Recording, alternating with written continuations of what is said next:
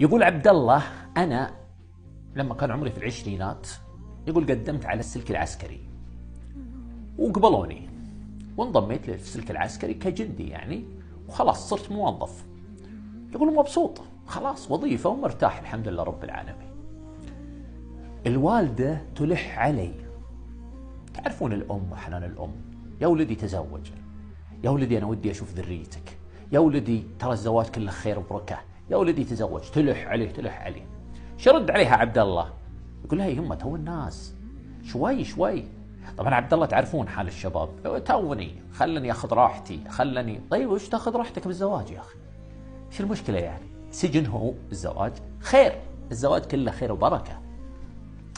المهم يقول عبد الله الحت علي يمي، وفي الاخير قالت لي: يا ولدي ترى خطبت لك بنت خالتك.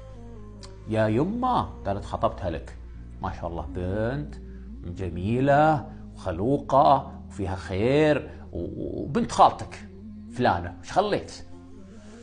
يقول: مجبر اخاك لا بطل، ايش اسوي؟ خلاص اجبرتني امي، وامي ما اقدر ارد لها شيء، والزواج طيب. المهم خطبنا واتفقنا وملكنا وتزوجت وعشنا حياتنا. يعدي الشهر مع الشهر مع الشهر، يقول لين وصلنا 7 شهور. قالت لي امي: يا ولدي زوجتك ما حملت؟ يقول: قلت يا يمه لا، وهذا قدر الله سبحانه وتعالى، والصبر زين يا يمه، وان شاء الله ان الله بيرزقنا. قالت: يا ولدي ما يصير، شوف يمين شوف يسار. يقول: انا كلام امي اثر فيني، فقلت ليش ما اروح افحص، خلني افحص واشوف.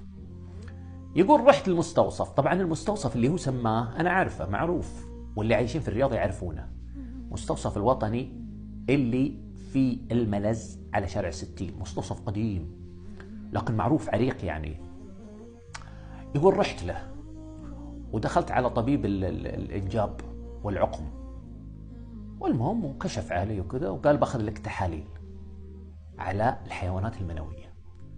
وفعلا أخذوا جرعة تحليل ويقولوا حللوها. يقول: صدمني الدكتور، قال: والله يا عبد الله أنا ما أدري وش أقول لك، لكن مع شديد الأسف أنت ما عندك إمكانية أبدا في الإنجاب، الحيوانات المنوية عندك ميتة. فيقول: كهربني، أنا ما يجيني عيال يا دكتور، يمكن غلطان. قال: أبدا، واضحة وضوح الشمس. يقول: طلعت من عنده وأنا أحمد الله، بس خايف مرعوب ما يجيني عيال. وبدأت الحسابات في راسي، وتذكر أمي وتذكر. يقول: رحت المستوصف ثاني وادخل على الدكتور، وأنا كأن فيني شيء. قلت له: يا دكتور أبغى فحص وكذا، وأخذ عينة وقال لي نفس الكلام كذا بالنص، قال: والله إمكانية إنجابك 0. يقول: قلت هذه مستوصفات ما عندها ما عند جدتي يعني، مستوصف ممكن يكون الدكاترة أقل مستوى من المستشفيات، خلني أروح مستشفى قوى الأمن، وبرضه في الملز مستشفى قوى الأمن. يقول: رحت بحكم أنه عسكري، واخذت فعلا تحليل وقالوا لي نفس الكلام، خلاص إجماع. يقول: استسلمت لقضاء الله وقدره، لكن جتني ضيقة صدر، وصراحة قامت الأفكار تقلب في راسي، أنا ما يجيني عيال.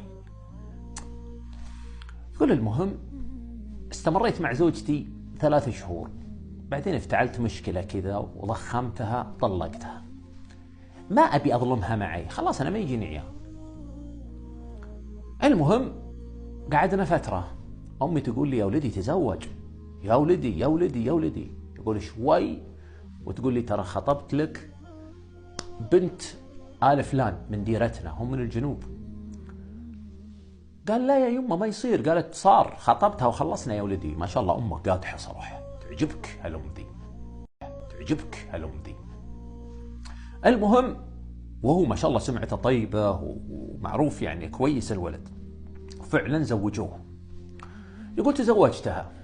يقول: أنا أعطف عليها، أقول مسكينة خذتني وأنا ما عندي عيال، ما يجيني عيال، يا الله قدر الله ما شاء فعل. يقول: وعشت معها. يقول: خلال الفترة هذه خالي أخو أمي، قال لأمي يا فلانة ايش رايك نعتمر؟ نروح بسيارة ولدي فلان، ولده شاب صغير مع سيارة مكسيمة. يقول ايش رايك نروح أنا وياك وزوجتي أم فلان وتاخذين ولدك معك عبد الله؟ قالت ما عندي مانع يا أخوي، أبرك الساعات نروح نعتمر. فعلا يقول تجهزنا، طلعنا. يقول السيارة اللي يسوق ولد خالي وجنبه راكبين جنبه خالي، يقول ورا ولد خالي على طول في المرتبة أنا، وجنبي أمي، وعلى اليمين في عند الباب زوجة خالي. وانطلقنا توكلنا على الله نبي نروح لمكة. واحنا في الطريق بعد ما قطعنا تقريبا 3/4 الطريق ووصلنا المكان، قرية أو يعني قرية اسمها ظلم. هذه القرية يقول وحنا ماشيين، يقول صاحبنا ولد خالي مسرع يمشي 170 180، يقول حنا نسولف ولا نحب حوله. يقول سبحان الله ورا هذا الباص اللي قطع الطريق يبغى يدخل للمحطة، يقولوا حنا في وجهه، وقف انتبه انتبه انتبه، يقول يمسك بريكات ويحاول يقول صدمنا. يقول مرت خالي من قوة الضربة لأن السيارة انحرفت من قوة ضربت في القزازة وانكسرت القزازة وطلعت وضرب راسها في السيارة وتوفيت ماتت. يقول أنا ضربت في المرتبة الأمامية حقت ولد خالي، يقول أمي وقاها الله وضربت فيني. المهم الناس تجمعوا، يقول أنا على الأرض أسمع صياح أمي تناديني يا عبد الله يا عبد الله، يقول أقوم وأنا واقف وأطيح، أقوم وأطيح، يقول وأسمعها تناديني، يقول ويروح الإغماء عني وأسمعها تناديني وأقوم وأروح لأن الناس مسكوني. يقول المهم الله سبحانه وتعالى يعني وفقنا ونجينا، إلا مرت خالي الله يغفر له ويرحمها توفت. يقول شالنا الإسعاف ودونا لأقرب مستشفى ثم انقلونا للرياض. يقول أنا دخلت في غيبوبة، لما صحيت من الغيبوبة أنا منسدح على السرير والدكتور واقف على يساري وأخوي على يميني. والدكتور لما شافني توقفت سلم علي وأخوي سلم علي والحمد لله على السلامة. ثم بدأ الدكتور معها عصا ينغز فيها رجلي، يقول لي تحس يا عبد الله؟ قلت له والله ما أحس. ينغز ما أحس. يقول أشوف أخوي يصيح. عرفت أنا أيقنت الآن أني أنا معي شلل خلاص.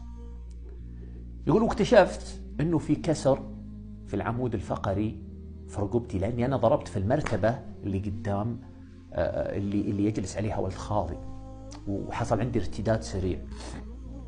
يقول المهم جلست في المستشفى فترة ثم قرروا لي عملية. قلت لأخوي أنا يا فلان خلوا زوجتي فلانة تروح لأهلها بالجنوب، أنا بالمستشفى وحالتي صعبة، وخلوها تروح عند أهلها يعني تغير جو تقعد عند أهلها حتى يقضي الله أمرا كان مفعولا، يعني إيش تجلس معي إيش تسوي. يقولوا فعلا. يقول في يوم من الأيام بعد فترة جاني الدكتور وقال لي تقررت لك عملية بس أبغى أقول لك شيء. يقول قلت تفضل.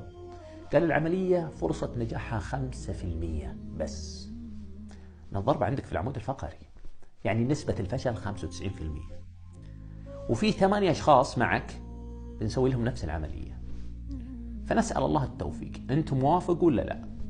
يقول قلت موافق برجاء الله سبحانه وتعالى، يعني أنا كذا ولا كذا مشلول خلاص. يقولوا فعلا أجريت لي العملية، وبعد ما أجريت لي العملية يقول ثبتوني، يقول بحديد، تخيلوا يا جماعة الخير، يقول ثبتوا راسي بحديد في الجمجمة. يقول أنا ما أقدر أحرك راسي ولا أحرك شيء، تدرون هذا كسر الرقبة. يقول حتى لدرجة إني أنام وأنا جالس ويشيلوني ويحطوني وكذا، يقول وأنا جالس. يقول وقعدت بعد العملية فترة ثم جاء الدكتور وبدأ يعمل لي اختبارات، نغز رجلي فحسيت بالألم، قال لي حاسس بشيء؟ قلت إيه والله حاسس بالألم. يقول بعد فترة بديت أحرك أصابعي. قال لي الدكتور سبحان الله سبحان الله يا فلان. يقول قلت وش يا دكتور؟ قال ما شاء الله لا قوة إلا بالله، نجحت معك العملية. الثمانية اللي عملنا لهم غيرك العملية كلهم فاشلة، أصلا نسبة نجاحها ضعيفة جدا جدا، أنت الوحيد اللي نجحت معك العملية. سبحان الله سبحان الله. يقول أنا فرحت فرح شديد. قلت طيب يا دكتور الحدايد هذه كذا؟ قال لا لازم تقعد فترة حتى تجبر الكسور وكذا. يقول قعدت فترة طويلة على هذا الحال حتى جاءت لحظة الحقيقة ولحظة الصفر، وفكوا عني هذه الحدايد وكذا. يقولوا طلعت من المستشفى على كرسي متحرك في البداية، وبعدين بعد كذا وفقني الله سبحانه وتعالى ورجعت أمشي ورجعت طبيعي تماما. وجبت زوجتي بعد شهور. يقول جبت زوجتي من أهلها في الجنوب. يقول ثم قعدنا فترة، ثم بعد فترة جتني زوجتي قالت لي يا عبد الله. قلت نعم يا فلانة. قالت أبغى أروح أفحص حمل. قال إيش؟ قالت أبغى أروح أفحص حمل، في معي أعراض. سألت أختي تقول إنها أعراض الحمل ذي، افحصي فش رايك؟ يقول أنا تكهربت، أنا ارتعت. قلت هذه وش تقول؟ في نفسي طبعا. يقول بعدين قلت لها خلاص روحي افحصي ما في مشكلة. فعلا راحت افحصت وثبت الحمل، زوجتي حامل. أنا الآن بدأ الشيطان يوسوس لي. طبعا الشيطان والحقيقة اللي أنا أعرفها إنه أنا ما عندي عيال، أنا فاحص وكاشف ما عندي عيال. المهم بدأت الشكوك وصرت أشوفها قدامي شهر بعد شهر بطنها يكبر، وأنا أقول هالخاينة هالكاذبة رايحة عند أهلها تلعب، راحت تخون، راحت تلف وتدور. يقول واشحن نفسي. يقول في لحظة جاني هاجس، ليش ما تفحص عشان تكون متأكد تماما ويرتاح قلبك؟ وفعلا رحت راجعت طبيب، قلت يا دكتور أبغى فحص على قدرتي على الإنجاب. أخذ مني عينة فحص، قال لي ما عندك أي مشكلة، أمورك طيبة. قلت يا دكتور راجع نفسك تأكد. قال أقول لك أمورك طيبة 100%. يقول وروح المستوصف ثاني الوطني نفسه عند نفس الدكتور ذاك، قل وافحص. قال لي ما شاء الله قدرتك جميلة، إيش اللي حصل معاك؟ يقول أنا ما أدري أبكي، أنا أضحك، أنا ما أدري إيش أسوي. أحمد الله سبحانه وتعالى قائما قاعدا على هذه النعمة العظيمة. يقول رجعت بعد ما كنت حزين وشاك بزوجتي، رجعت وأنا فخور وفرحان. فرحت الفرحة الحقيقية اللي كنت انتظرها، وبشرت أمي، والله سبحانه وتعالى رزقني من هذه الزوجة عدد من الأبناء وعدد من العيال. فيقول هذا عبد الله، يقول لصاحبنا أبو المعتصم، يقول له من ذاك اليوم وأنا حاسس براحة نفسية، أنا حاسس بسكون، عرفت أن الله سبحانه وتعالى قد يصيبك بالمصيبة فيما ترى أنت أنها مصيبة، وهي في الحقيقة منحة. يقول تخيل أنت لولا هذا الحادث ما حصل عندي القدرة على الإنجاب. أنا صحيح تألمت، أنا صحيح تعبت، أنا صحيح دخلت في مرحلة كنت فيها يعني تعبان نفسيا، لكن الله سبحانه وتعالى حول هذا كله إلى منحة إلهية. أشكر الله سبحانه وتعالى قائما وقاعدا وفي كل حال على نعمة التي لا تحصى. فعلا يا جماعة الخير، ترى بعض الأحيان ممكن تحصل لك مصيبة فتظن أنت فيها الشر المحض. لا، ما يأتي من عند الله شر محض.